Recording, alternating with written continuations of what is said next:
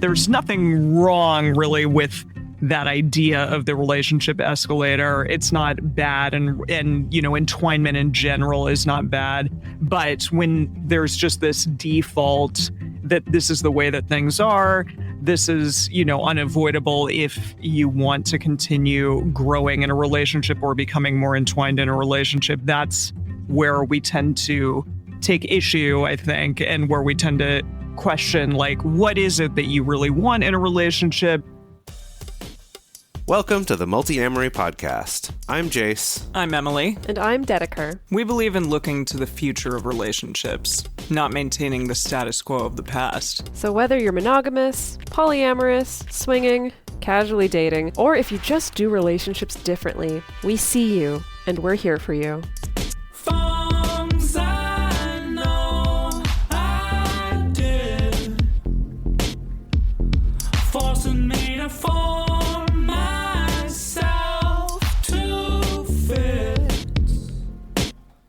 On this episode of the Multiamory podcast, we're talking about shifting an existing relationship into something more entangled or somehow escalating that relationship.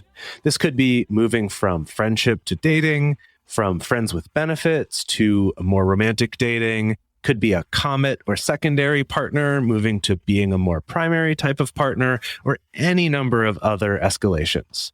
Regardless of whether you think of these in terms of getting more serious, which is kind of the more traditional way to think about this, or if you're a total relationship anarchist, we can't deny that there's emotional, social, and logistical aspects to increasing our levels of entanglement with others.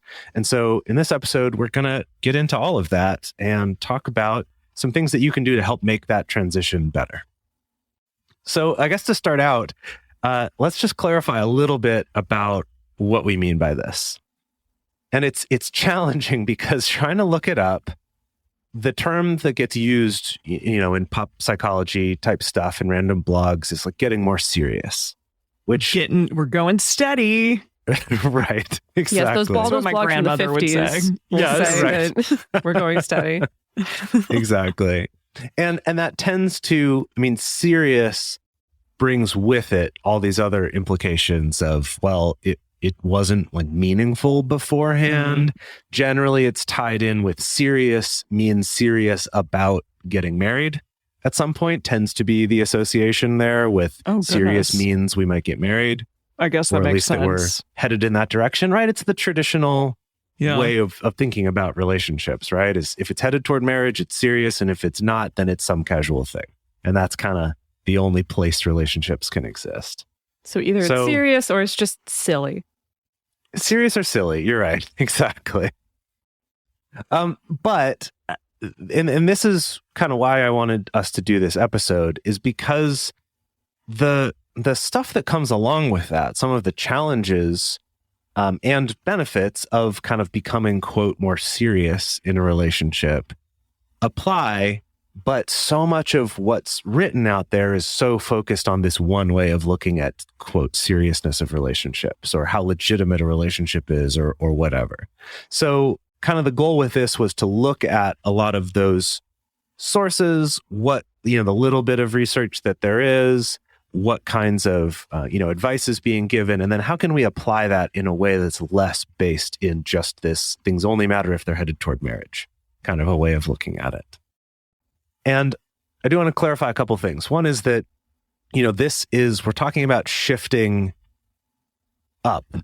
And I don't even like using that term, but escalating. We're becoming more entangled or more emotionally invested. That's a good way of describing it. Yeah, more entangled. Entanglement, entwinement. I think about almost like a proximity thing as opposed to we're headed up the escalator. Like a matter of time. Escalators are shafts. Up the escalator. Escalator shaft. Yeah.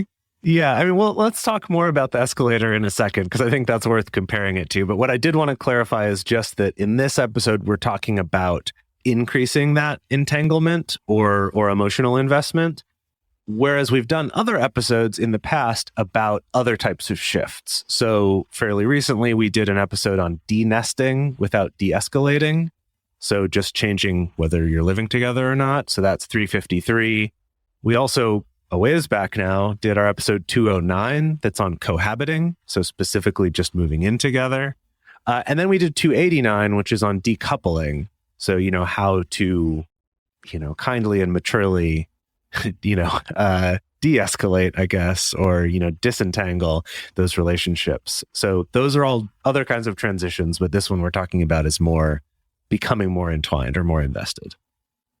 I like the idea of being super intentional about our entanglements, because I think that a lot of more traditional relationships tend to skip perhaps that intentionality, or they just kind of fall into it.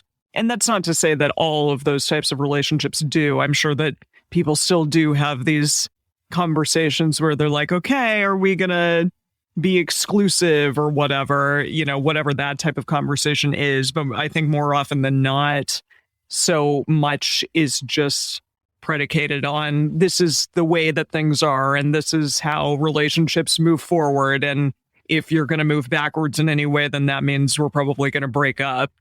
And when you are super intentional about it, which I think non-monogamy is sort of more predisposed to potentially, that's kind of nice. It's good to have really specific conversations. Yeah, when we first started this podcast, almost 8 years ago or whatever, I remember, I posted about it on my Facebook and stuff like that. And a dad of a friend of mine from college, who's a pastor, super cool guy, United Church of Christ pastor, but he wrote to me being like, hey, congrats on your podcast. It's really cool. And the thing that he really liked about it, and he gave this very sort of political answer where he didn't want to weigh in on what he actually felt about polyamory or anything like that. But he said, I really appreciate that it's about being intentional about your relationships. Oh, that's nice. And that was great. kind of his big takeaway. He's like, I think that's a great thing that everyone could benefit from. So yeah, I love that.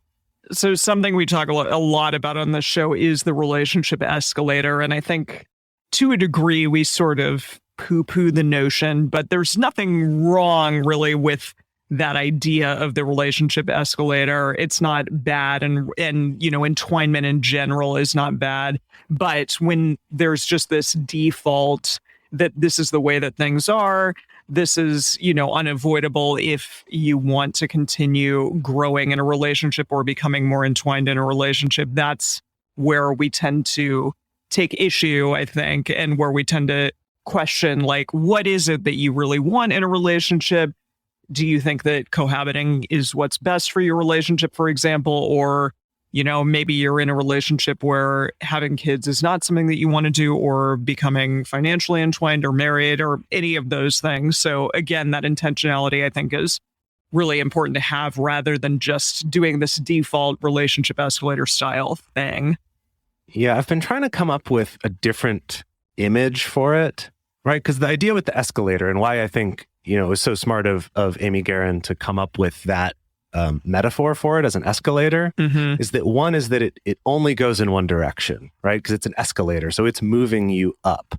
So it's the idea that you're kind of being forced along it. Yeah, and it's that there's moving no you going too. back down, right? That's that it's true. kind of, you get on and you just got to follow it or jump off the side. That there's not, there's That not could be another a problem, option. depending on how big it is. What if it was like a relationship teacups at Disneyland? You get on it, you spin around, you hop off, you puke. I mean, sometimes when I'm just doing too much dating, I do feel like that's a little bit Right? what it's like. Thank you.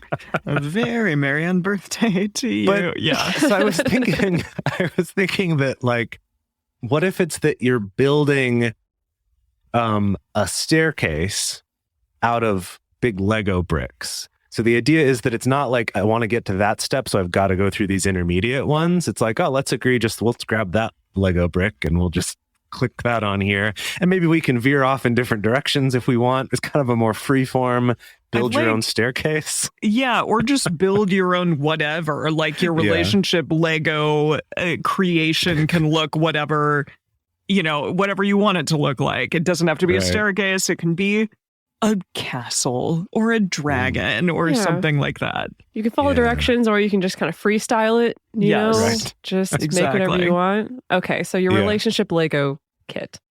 Love it. That's cute. We could make that and slap a TM on it, and then Yeah, we'll everyone talk will to buy it. Lego's licensing people, and we'll license the Multiamory, Relationship Lego Multiamory build kit. your own relationship Lego kit. I love It's just it. going to be a bunch of random Legos. Love it. Yeah.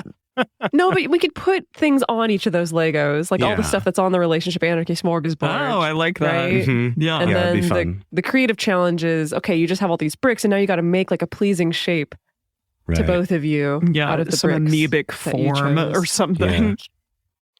Right, and then it can look like anything you want, right? Yours could be a big amoeba, it could be a castle or a dragon or whatever, like the things you said, Emily. Love it. Yeah.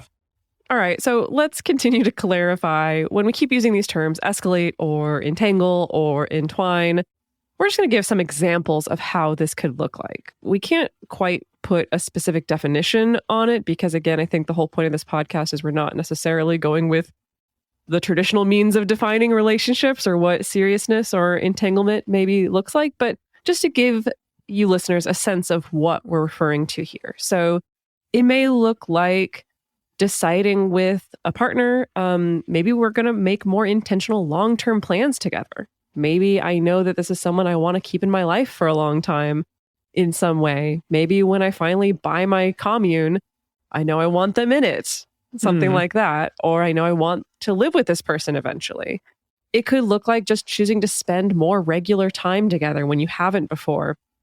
It could look like dropping the L word, lesbians, Wow. like a very serious moment in a Lunch. relationship. So it could be deciding to exchange those kind of verbal means of affection very specifically. It could involve maybe adding sex to an otherwise relationship that has not been sexual up to this point. It could involve doing something like adding an intentional check-in or a radar.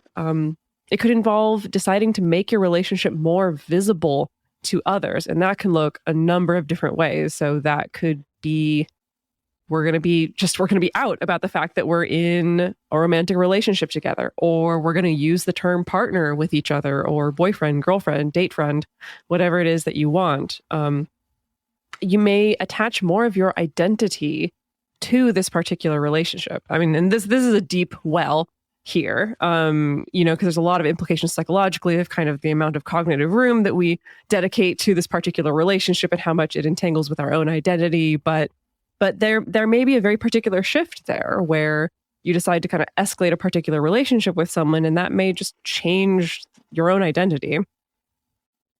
Yeah, I mean, there's a big difference between thinking about my future plans and my life decisions in terms of how they affect someone else and kind of how that's part of my identity, I guess, which goes into both the future planning as well as identity, versus someone else who it's like, yeah, I care about this person, but I'm not going to quite identify as much with them when making those kinds of decisions or plans or just introducing myself to other people or whatever, right? So again, as Dedeker mentioned, the point is that there's a lot of different ways this can look, and really it's whatever it is to you. If you're making some change that feels like, oh, wow, this is a little more significant somehow, or this is more entangled or whatever, that's what we're talking about. It's not about defining what this is or isn't, but giving you the sense of what we're talking about here. So the first thing that we're going to talk about now, before we go on to some things like some pros and cons of escalating a relationship, as well as some things to look out for and some tools to help with that, is just this question of, is this the right thing to do at all? Right? Is this the time? Maybe I'm starting to think I've got some feelings for my friend or my metamor, or, I've had this sort of comet relationship with this person for a long time, and I kind of want it to be something more fill in the blank, serious, entangled, whatever it is. What are some things to think about to determine that? And I think the place to start here is to look at what are potential consequences of escalating a relationship when it's not the right time for that. And then what are some consequences of not escalating it? So kind of helping to make a little pros and cons board, I guess. So one of the things to think about with escalating a relationship is that this might put pressure on a relationship that maybe part of what's making this relationship so enjoyable and great is that it doesn't have that pressure on it. And now this one, we'll kind of talk about a little bit more in a bit when we kind of share some personal stories and things like that. But there's this thing of, we had this great friends with benefits arrangement, and now we've decided, oh, this is great. We should date each other and kind of make this into something else. And suddenly now there's this pressure and there's expectations and things. And we'll cover these more later. But that's something to be aware of, that may change some of your favorite dynamics of this relationship. Along with that, this could lead to that relationship ending sooner. It's possible that by putting some extra expectations or some extra maybe obligations is another way to think about it, that this could kind of cause you to cause this relationship to end in a way that maybe this could have gone on much longer without those sort of obligations being involved.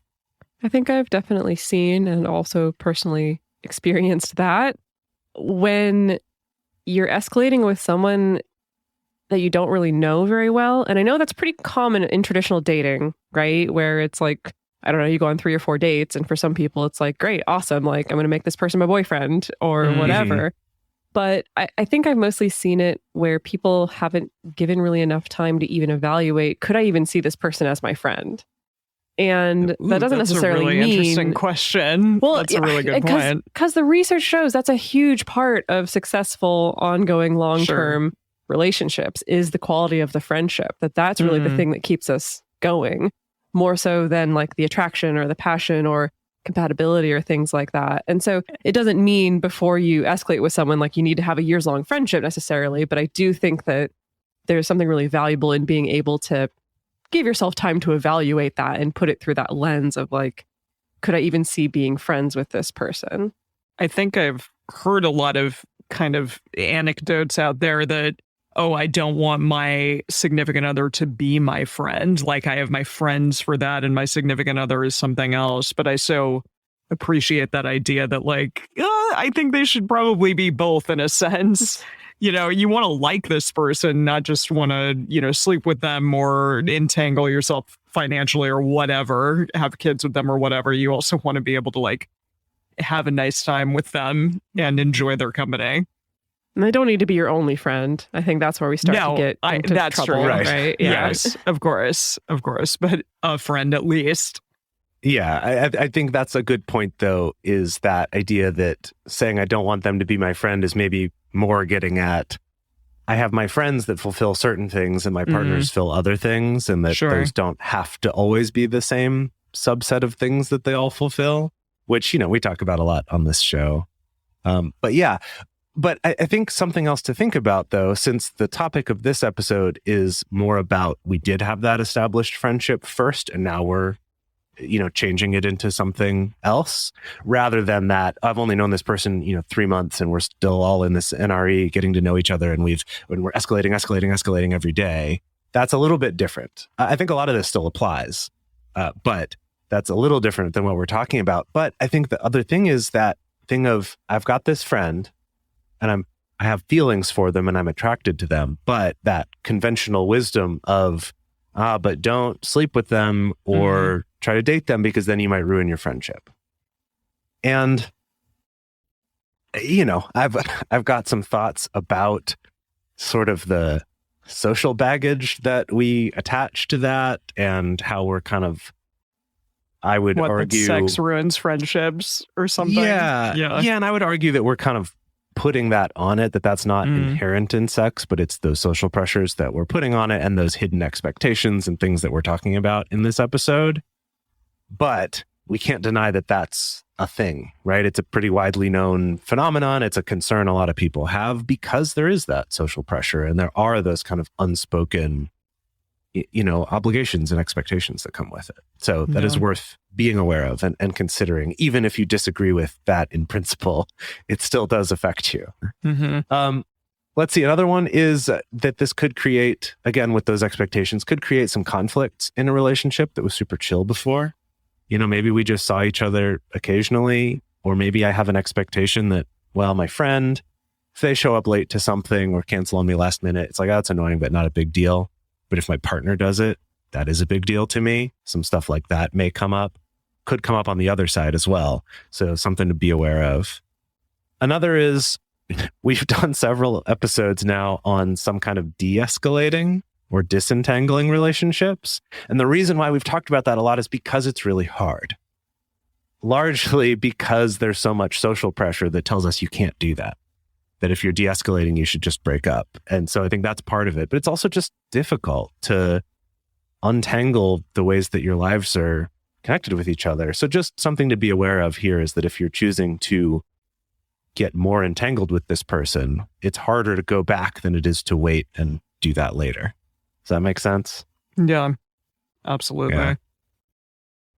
Yeah. So this is something that this escalating too quickly, or maybe just when it wasn't something that relationship was for at all, is something that I have done so many times in my life. Really? There's so many relationships that I look back on, especially before I was non-monogamous, but even after that, looking back and saying, gosh, that was such a fun, cool, fulfilling relationship that I liked a lot. And so I wanted it to be more, quote, serious. Right? It's like, oh, well, this is a good relationship, so I should want this to be more serious because that's right. It's a good relationship. I want it to be that.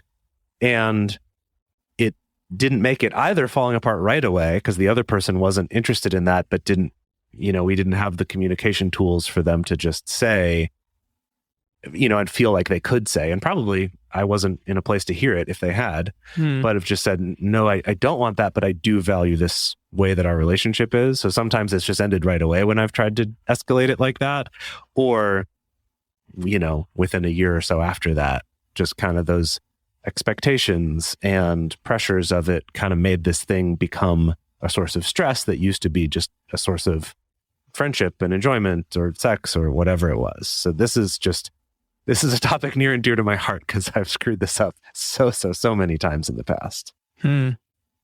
But we have to be fair and look at the other side of this, of there could also be potential risks and consequences of choosing not to escalate a relationship that you are interested in escalating.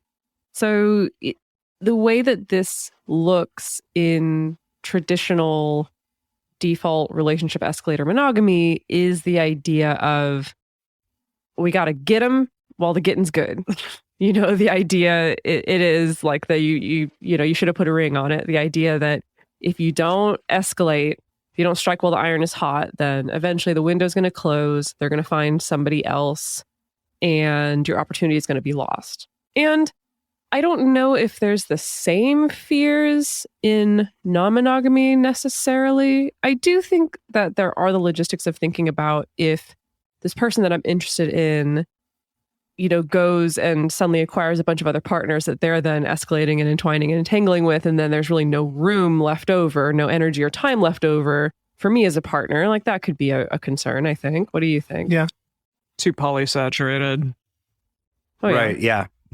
I think also just if they're looking for more of these kind of entangled relationships and they don't think that you want to do that, they might go seek those out and, like you said, kind of end up with their schedule all filled up because of it. Yeah. So yeah, that makes sense. I think that still applies. Yeah. You could be in a situation where maybe you have some feels, maybe the other person has some feels, but you're deciding, I'm going to hold back. I'm not going to escalate. I'm not going to go there right now. Or maybe I feel a little afraid of escalating or afraid of having that conversation. And the other person who also feels afraid of having that conversation may feel a little slighted, or maybe interpreting it as, oh gosh, maybe they're not that interested in this. Maybe I also shouldn't bring this up. Maybe they don't have feelings in the same way. And so I got to be cool. Yeah. So this happens all the time because I've done it all the time, to be quite honest. Not escalated when perhaps you should have? Well, okay. Well, it's so hard to know in retrospect. Yeah. Coulda, shoulda, woulda. Yeah. It's the whole coulda, shoulda, woulda thing. But I've had many experiences. First of all, people should know that for a lot of my dating life and a lot of my 20s, I was very, very avoidant, very much the withdrawer in most of my relationships and also in most of my dating relationships. And so I would really withhold a lot of affection, kind of keep people at arm's length, even if I was interested in them, even if I had feelings for them, even if I wanted to be close to them. But I pretty much always erred on the side of, I just better not, or maybe they're not into it, or I don't even want to have that conversation, or I don't want to be vulnerable. And I've had many stories of people approaching me years later to say, yeah, I didn't say anything. I was really into you, but I thought you weren't into me, or I thought you were not interested in that, or, I totally would have, but then you were acting all cold and weird. And so that was my bad. So that's some potential consequences, is there could be some opportunities missed. Again, I can't rewind and say 100%, oh, if only I had, then it would have been a wonderful relationship and it would have been all perfect. But, it's kind of, there was, an opportunity to maybe have some love or some connection that I passed up. I'm totally the pursuer, so I have no idea what you're talking about. I think I've switched now. I think I've become a little bit more of a pursuer, but I don't know. I haven't really been actively dating in quite a while, so who knows what's going on in there now.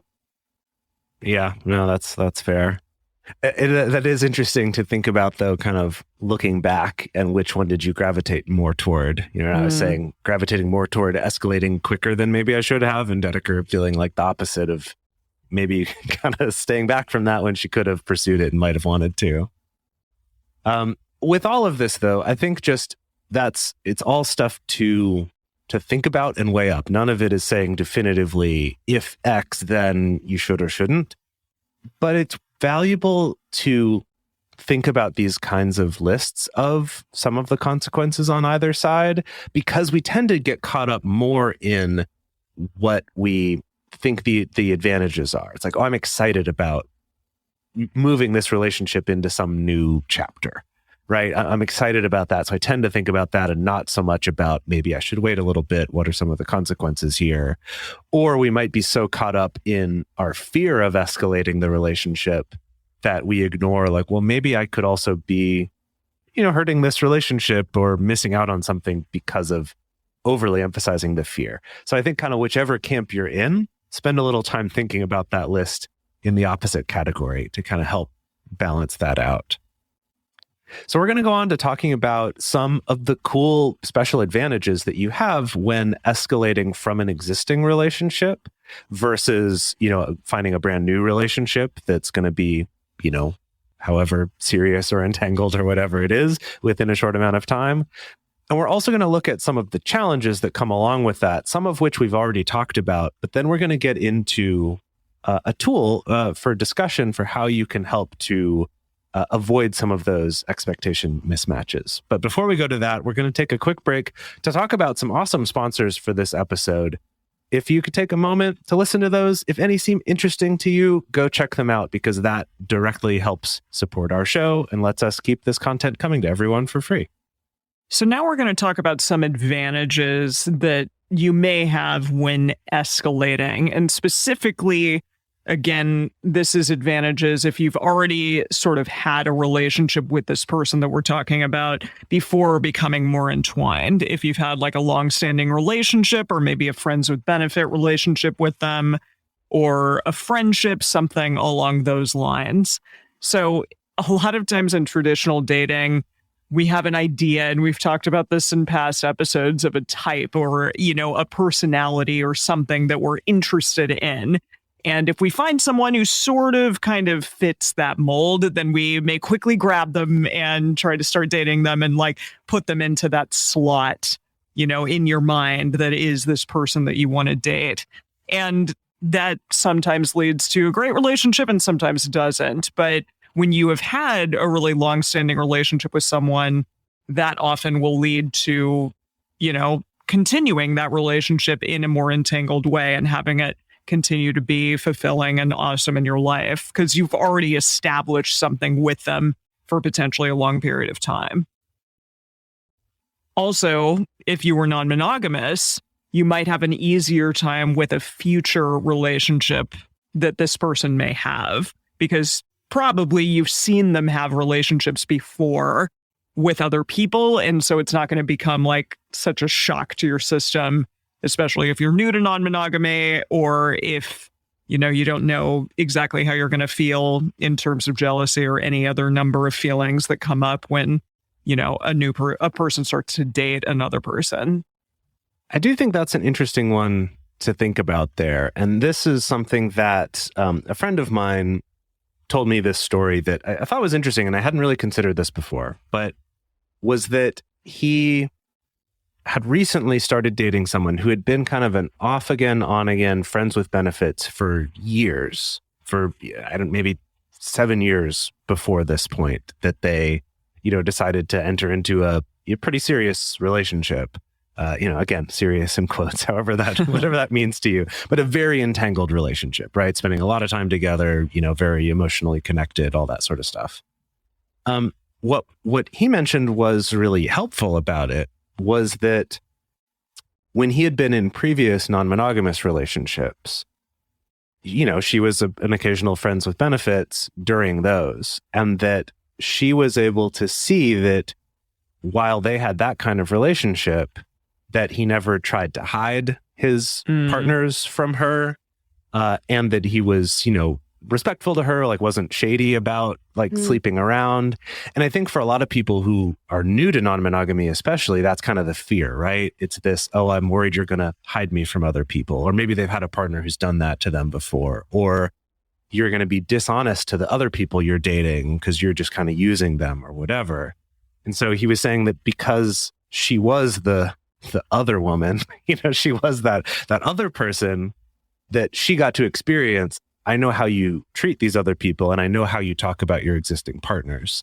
And so I don't have fear of you treating other people badly or hiding me or downplaying your relationship with me because I've been on the other side. There's precedent already. Yeah, I'd never considered that before, but it makes a lot of sense that you're actually getting to see that reality, or that you've already seen it. So it's not like I need you to keep proving to me. It's like, no, I've seen this for years and kind of have some evidence of that. That's really Now, this nice. could also go badly the other way too, right? Where it's like, I've seen how, I've been your friend a long time. I've seen how you've kind of hidden this person you're dating or been a little bit dishonest. I'm going to know to look out for those things. And yeah, I see people not pay attention to those red flags all the time. I think the situation I see playing out all the time. It's going to be different with me. Exactly. Is like that situation you're describing where maybe someone's like the quote unquote secondary partner or a less serious partner, and they see this person treating their other partner badly or talking shit about them or being really irresponsible or breaking, or, I'll just straight up say breaking rules, because usually it's like a safe sex rule. Like, this is what I see all the time, is where, right, someone broke their safe sex rule, but it was for me. And so it's a little bit more romantic.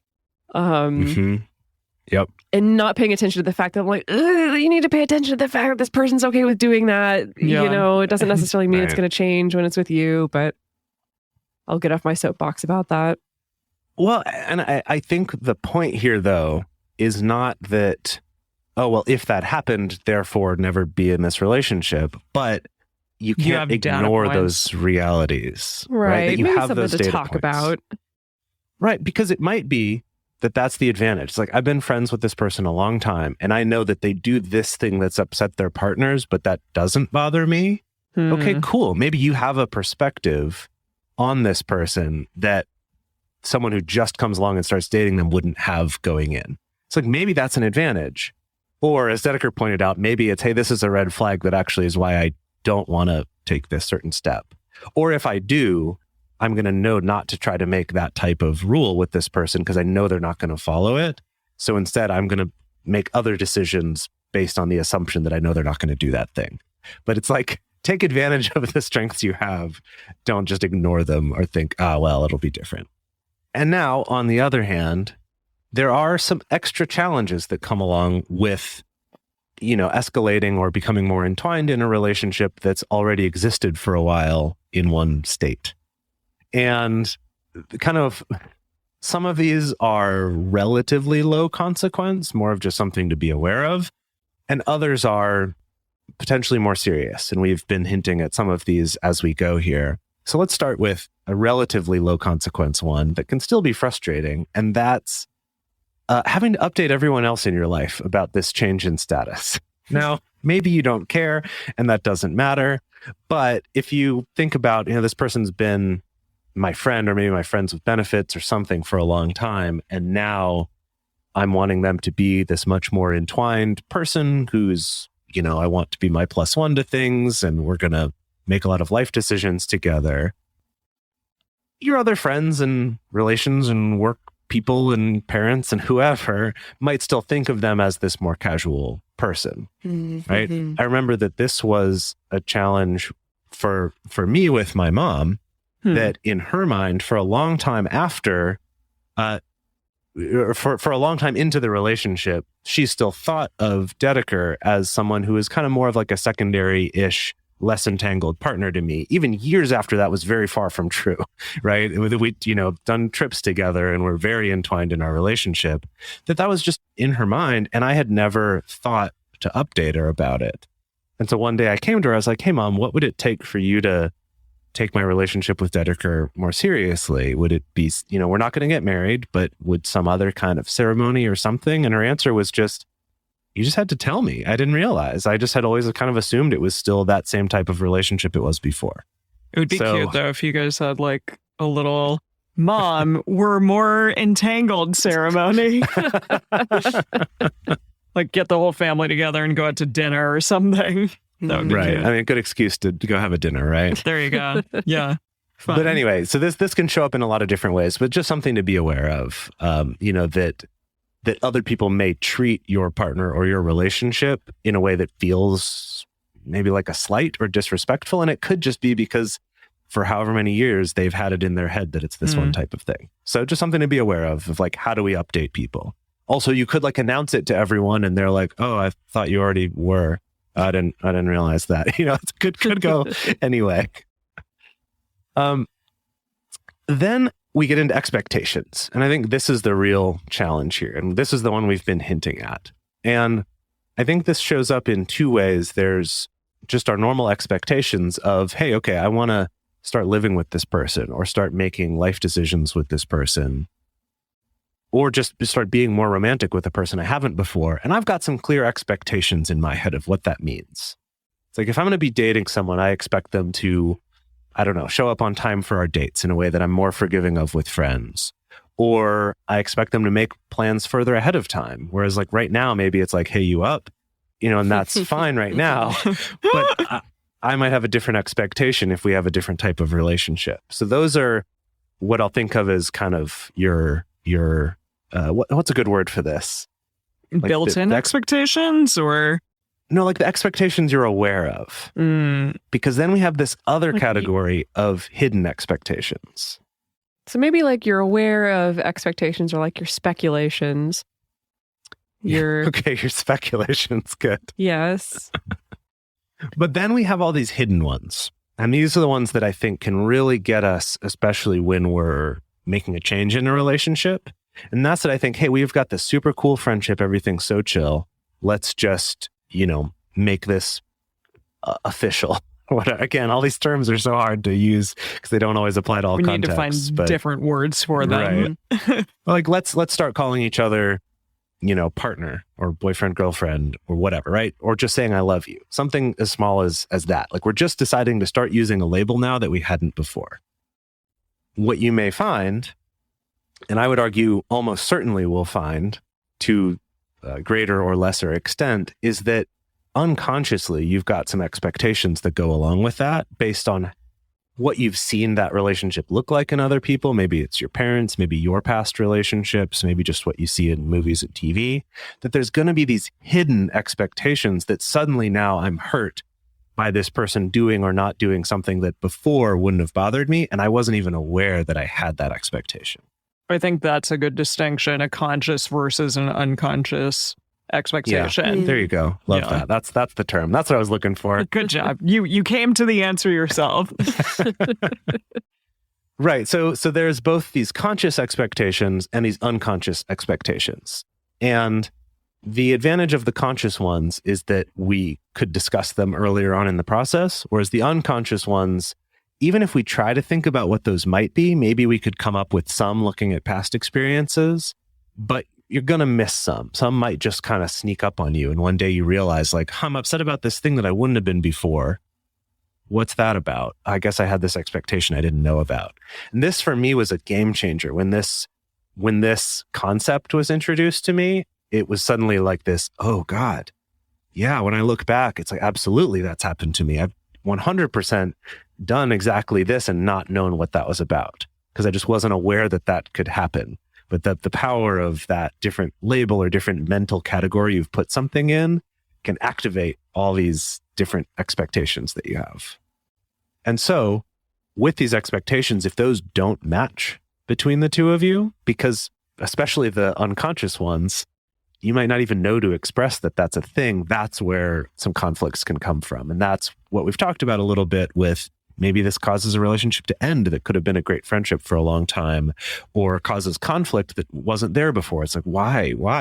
All we did was become more entwined. Why is there more conflict? That's often, almost always, because of some form of mismatched expectations from either side. And so speaking of that, we've highlighted 5 common areas of conflict around these particular expectations. This is far from an exclusive list, but these are things that are just really, really common. And so the first one is sex. So it may be a situation where maybe this is a friendship that we're deciding to add sex into. Maybe this is a friends with benefits where we've already been having sex, but we've changed some other aspect of the relationship, maybe deciding to become more entwined, but deciding to become more romantic, deciding to move in together, whatever. Maybe we've been kink partners up to this point and have not done any kind of genital play or anything involving how either of us actually define sex. And we're deciding that we actually want to add that into our relationship. And so again, that can come with a lot of hidden expectations around how often are we having sex? What kind of sex are we having? Are we still open to having this particular kind of sex with other people, either people together with us or separately? The next area we want to highlight is money, which is already, again, another deep well. So many feelings attached to money in all kinds of different relationships, but we may be looking at how does our spending/saving line up? Maybe this is something you've never, ever, ever had to consider with this person, especially if it's been an ongoing friendship where you've never talked about money before. I'll figure it doesn't matter. Does it matter for us to talk about money? How expensive are the dates that we're going on or the activities that we're doing together? How do we feel about splitting up that expense? Are we ever going to entwine finances? How do we feel about that? And this is something where if you don't talk about it on your way up to escalating, especially if you're escalating in a direction that is eventually going to involve some kind of financial entwinement, like deciding to own property together or open a bank account together, stuff like that. A lot of signing a lease together. Exactly. That too. Or even just one of you is on the lease and the other pays the other person part of their rent. Like all of that is some kind of you're having enmeshing your bills finances together. Right. Yeah. Right. Sharing a cell phone plan is a common one. Yeah. Buying a TV together. All those things. Yeah. Another one is our outward appearance, not like what clothes you wear necessarily. But we have so many conflicts over my fashion expectations of you now that you're my girlfriend. I have fashion expectations. Okay, now that you're my girlfriend, we need to talk about these shoes. That jean skirt is not okay. How we present the relationship to others. Do we need, are we comfortable with others perceiving us as a couple, for instance? Are we comfortable with public displays of affection? Are we comfortable with being a +1 to a wedding or to a work event or things like that? How comfortable are we with different levels of outness about, if you're non-monogamous or if you're queer or whatever it is, how, what are our different life contexts and how out are we each and how do we rectify that together? Do we want to be unified in that? A lot of potential hidden expectations around this. Yeah. And those expectations with it, Dedeker, you phrased it as how comfortable are you with public displays of affection, for example. But also on the other side, it's how much do I require public displays of affection in order for me to feel appreciated by you and to feel valued by you? Or again, with the +1s, am I comfortable with you being my +1 is one question, but another is, do I expect that I will always be your +1 to events or most of the time or whatever? These are important things to talk about because that could easily get missed, especially moving from one type of relationship that you didn't have those assumptions to one that maybe you do. And with all of this, it's worth taking into account things like maybe, your relationship could be very entwined and very, lifelong type of relationship, making a lot of life plans, but you're not out to anyone about your relationship existing because, you have concerns about child custody or your job or your partner's job or something. So like there's other factors, but it's just talking about it is the important part and realizing you might have different expectations. Then we get into the even more entwined life decision questions that may come eventually or even immediately if you're starting to move in that direction. Like children, is that going to be a thing in your lives? Is that a thing that either of you want? If one of you has children already, what kind of entanglement questions are going to arise from that? Things like adopting pets. Also, I love the two of you sort of have taught me like questioning the potential of disentangling and what is going to happen in that regard as well. Like if you have a pet or if you have kids or something like that, what's that going to look like? Where are those people or, you know, even objects or whatever? If you, for instance, have like a TV together, like I said, where's that TV going to go? Who's going to get it? You know, buying furniture, a lease, or even buying a home together. Things like moving to a new city, is that going to be a thing that I'm going to be involved in? Am I going to come with you or are you going to come with me? Or is that not even going to be a question? Like, is that not going to happen at all? Also, how involved are we in each other's life choices in general? Changing jobs, leaving a job, things like that. Elder care, even stuff regarding other people in your life. Things like that. There's so many different life decisions that you may or may not have specific expectations regarding your partners and regarding this new person who may be becoming a more entwined partner. And then finally, what do we provide each other? So maybe you were super close in terms of being friends, and is this new entanglement going to change, you know, each other's confidence, I guess, in one another in terms of, are you still this close confidant, or are we potentially going to have other friends who fulfill that role because now you're entwined romantically, perhaps? Or do you have... That's an interesting question of like, are you now... Sure. Am I now expecting that you're more my confidant now that we're more romantically entwined, or less so? Yeah. Because I want to, you know, have my friends take on some of those certain roles in certain areas.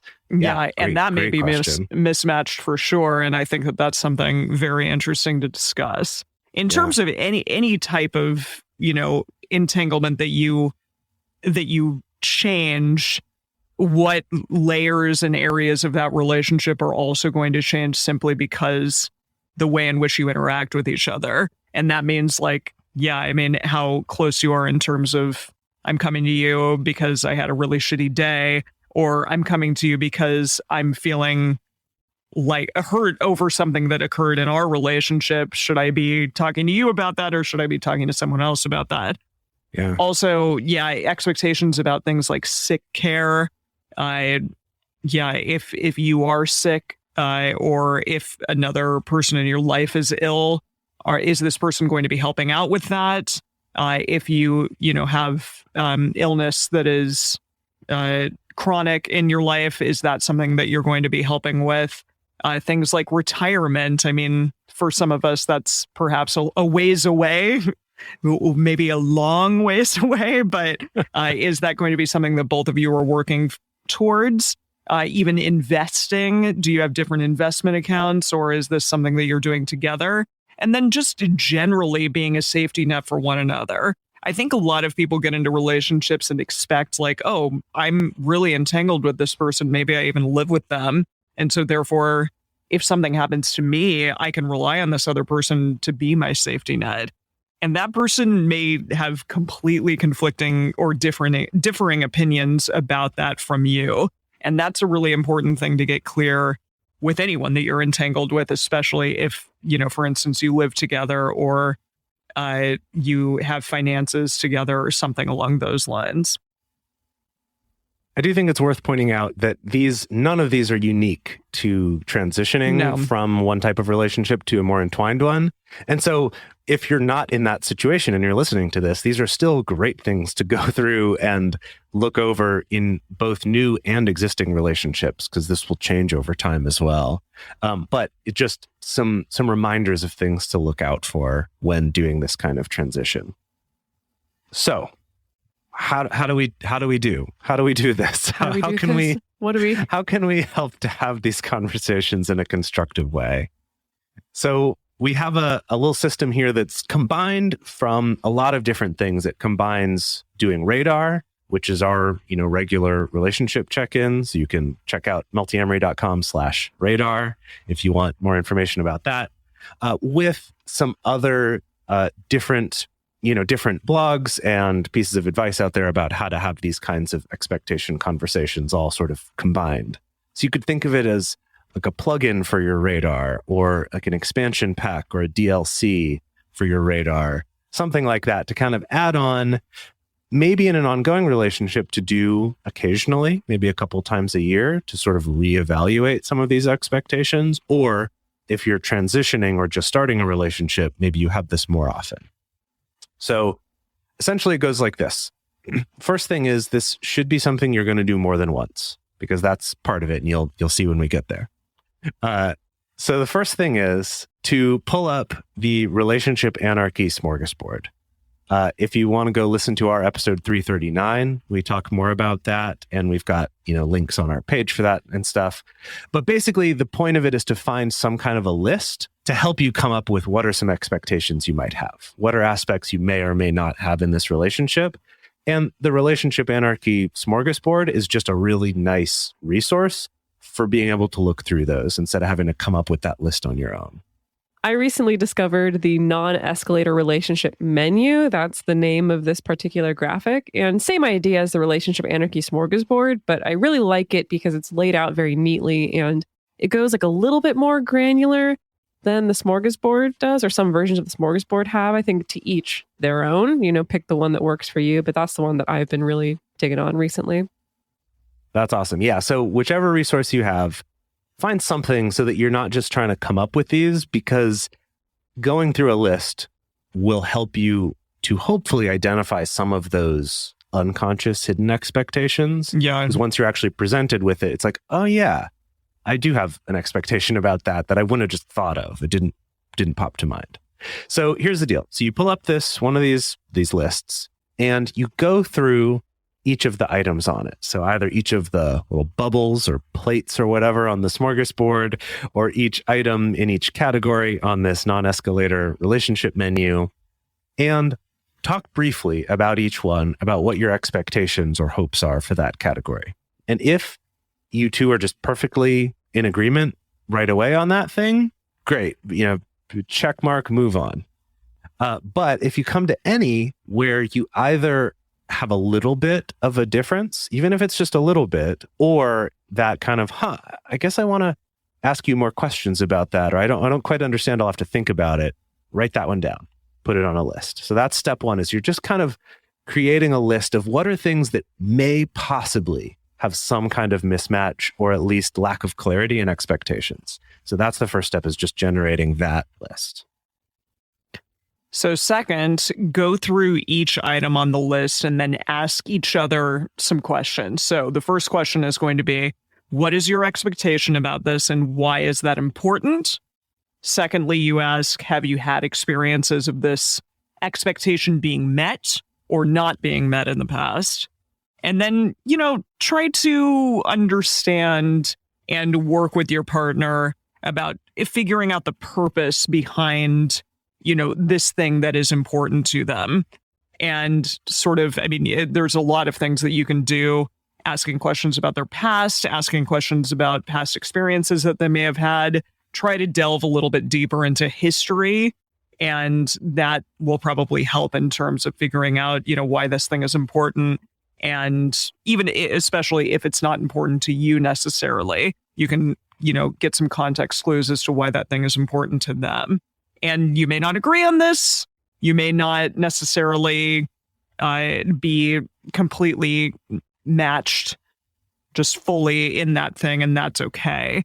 And also, just a note for this specific step, you may have to take some time to learn, internally and the other person as well before moving on to a next section of this, because a lot of times you may just need a moment or a day or something to think about a thing before being able to like definitively say an answer regarding that. Right. And that's also part of why we emphasize that this is part of an ongoing process, something you'll check back in about, because you're not, we change all the time as humans. These expectations could change for us over the course of a day or a month or a year or our lifetimes.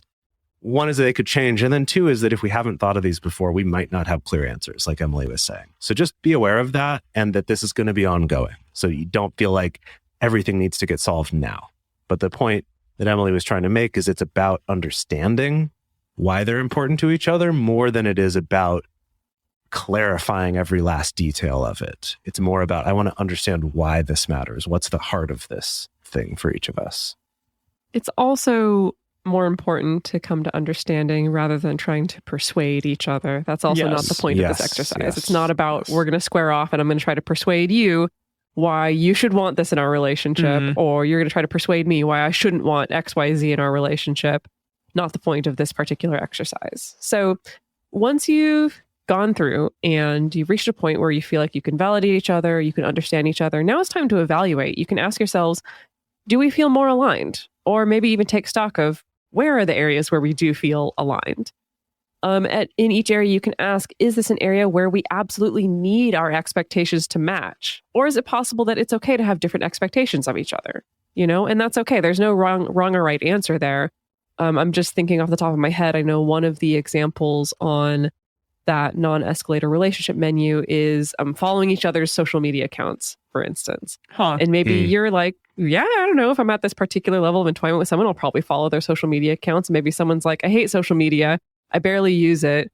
I really don't want to stay connected. I don't want to have another reason to be checking my social media accounts. And maybe that is a deal breaker for someone. Like, that's okay. Maybe that's like, I don't know if I can be at this level of entanglement if this is not on the table. Or maybe for someone else, it's like, okay, yeah, that's fair. That makes sense.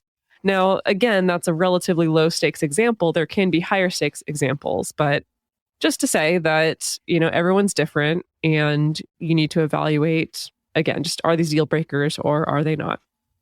It is possible as part of this discussion that you have hit a mismatch or a deal breaker for the type of relationship that you're thinking about escalating to.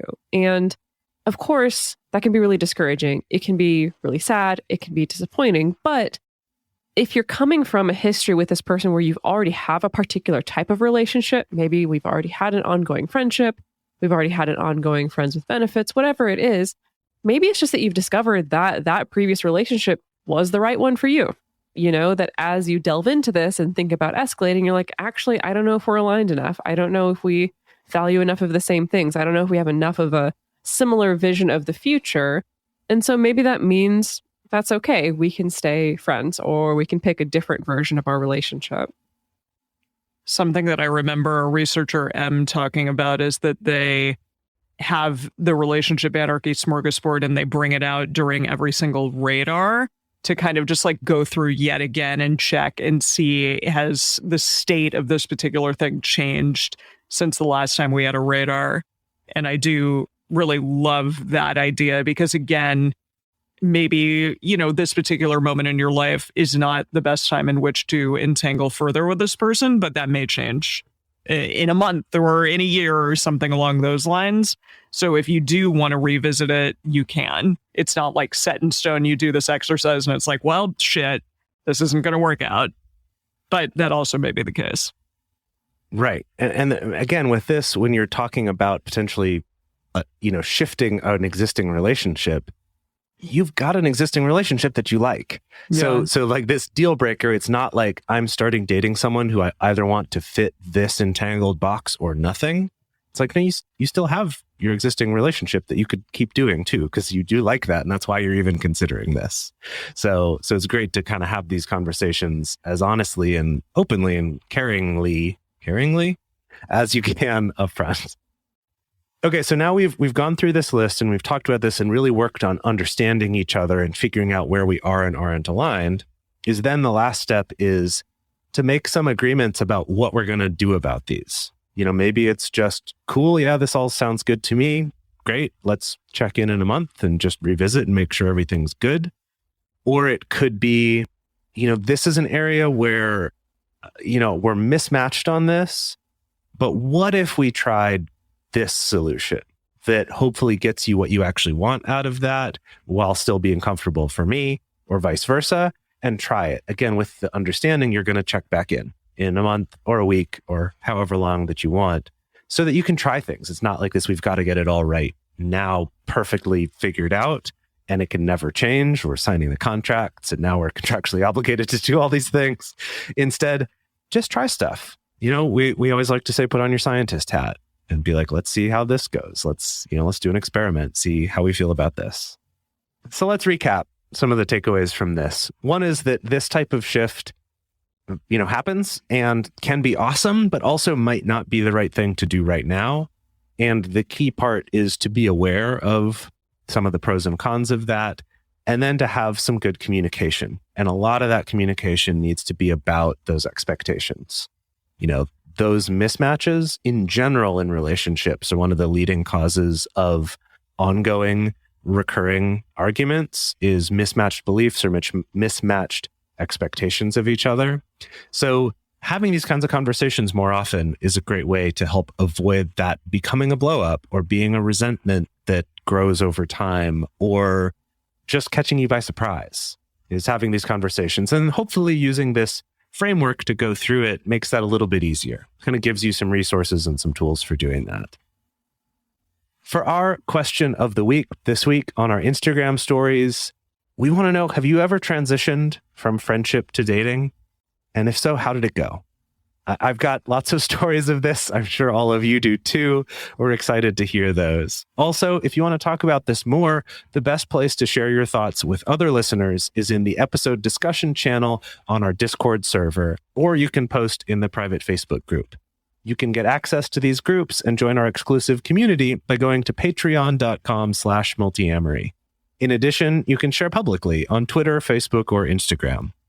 Multiamory is created and produced by Dedeker, Winston, Emily Matlack, and me, Jase Lindgren. Our episodes are edited by Mauricio Balvanera. This episode was researched by M. Mays. Our production assistants are Rachel Shenowork and Carson Collins. Our theme song is Forms I Know I Did by Josh and Anand from the Fractal Cave EP.